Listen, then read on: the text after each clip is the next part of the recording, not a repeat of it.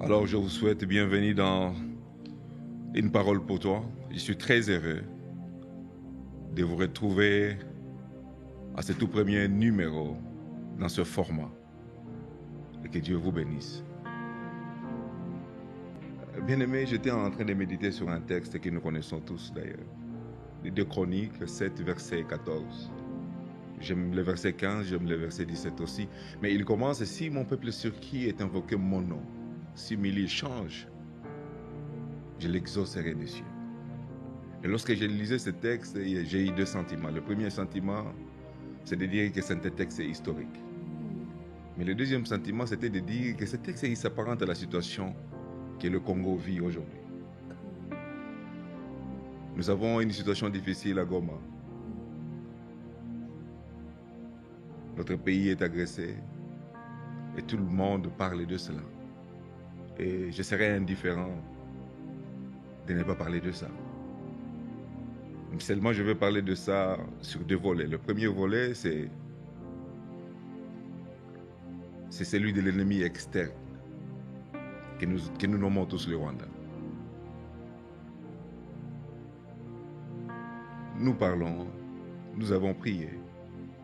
Il y a eu un engouement, il y a eu la mobilisation, il y a des programmes spéciaux qui ont été organisés par les églises. Mais toutes ces choses sont très bonnes.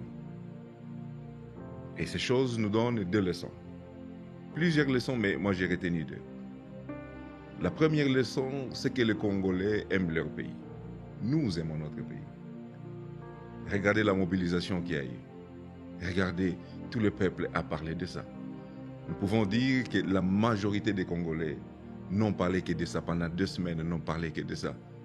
Ce n'est pas pour faire beau ou pour juste parler, pour montrer qu'on a parlé, mais c'est parce que, au plus profond de leur âme, ils aiment ce pays et tout ce qui arrive à ce pays, c'est un problème pour chacun des Congolais.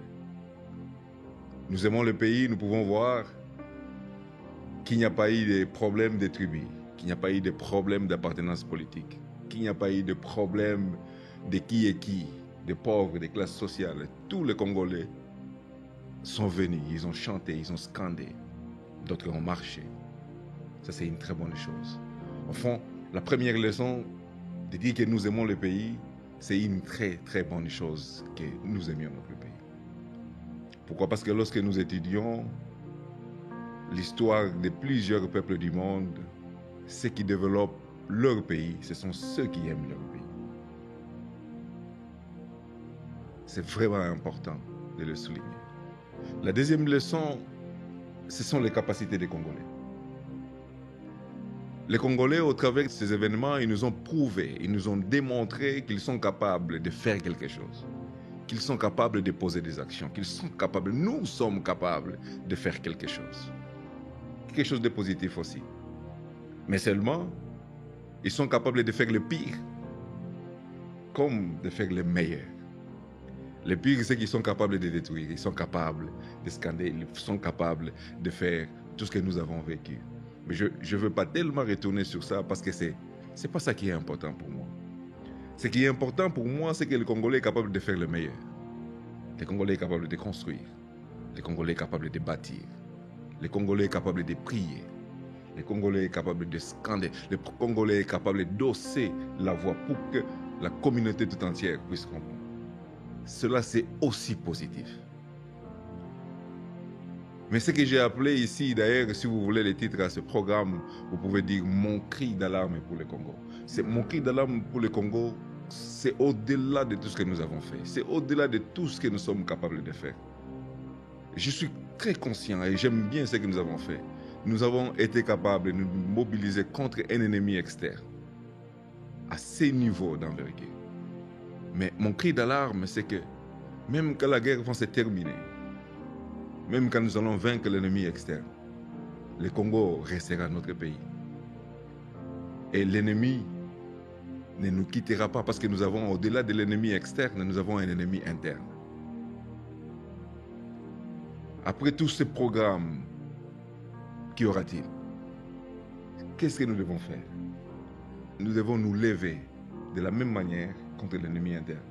L'ennemi interne, c'est moi. L'ennemi interne, c'est toi, Congolais. Ce sont nos anti-valeurs. Ce sont les insultes. C'est l'immoralité que nous laissons avancer. C'est la politique que nous avons amenée à l'église. C'est la haine, c'est la jalousie. C'est toutes ces choses qui nous empêchent de vivre ensemble. Ça, c'est un ennemi interne. Si l'ennemi externe est facile à dénicher, mais l'ennemi interne est difficile à dénicher. Parce que finalement, nous pouvons dire que c'est notre mode de vie. Non, ce pays, c'est notre Ghana. C'est le pays où coule le lait et le miel. Et nous devons absolument boire le lait et manger du miel. C'est vraiment important. Et ça demande à ce que chaque Congolais puisse changer. Et si je ne dis pas de prendre des décisions, je dis d'être intentionnel, juste l'intention de changer, de commencer à poser de bonnes actions. L'intention, regardez, lorsque nous circulons sur le boulevard, d'ailleurs aujourd'hui nous sommes tous en retard, pourquoi? Parce que tous nous disons un mot, les embouteillages. Ces embouteillages, c'est juste quelqu'un, 2 ou 3 personnes qui veulent passer devant tout le monde, qui veulent passer avant tout le monde.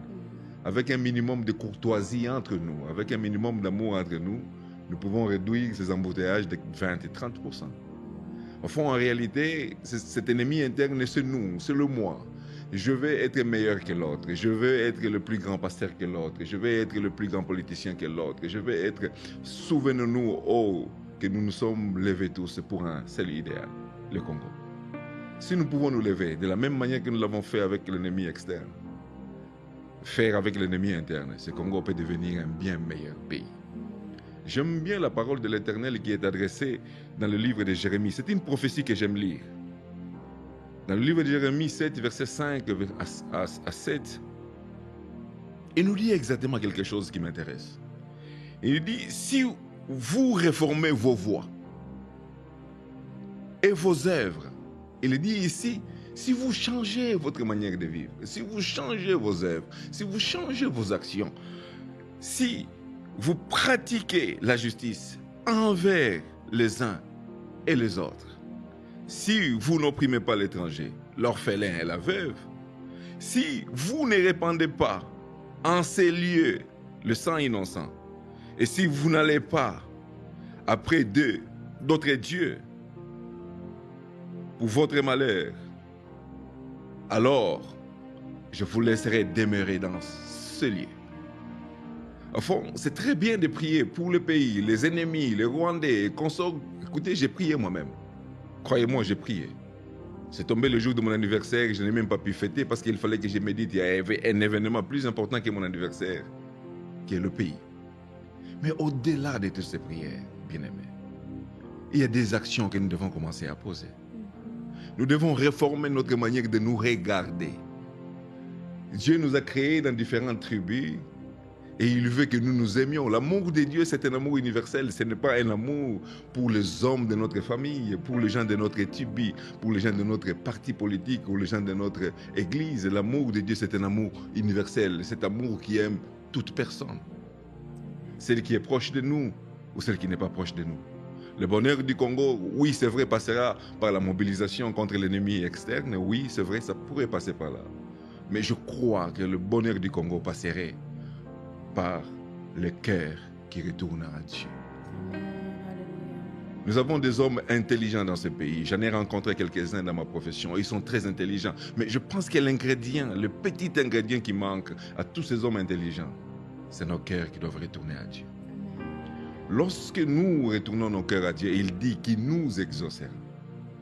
J'aime bien ce que Dieu est en train de dire dans Ésaïe 65. Il parle d'une nouvelle Jérusalem, des nouveaux cieux. Il parle d'une prophétie des choses qui devront arriver.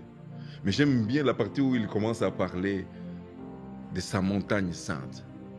Une montagne sainte, c'est le lieu où Dieu habite. C'est le lieu où nous rencontrons Dieu. C'est le lieu où, quand nous soupirons auprès de lui, il vient nous rencontrer. Mais ce n'est pas tout le monde qui doit aller dans cette montagne sainte. Ésaïe 35, verset 8, il dit, il a frayé un chemin où seuls les purs doivent passer, que même le fou ne peut pas se perdre. Ce chemin-là, c'est le chemin des cœurs repentis.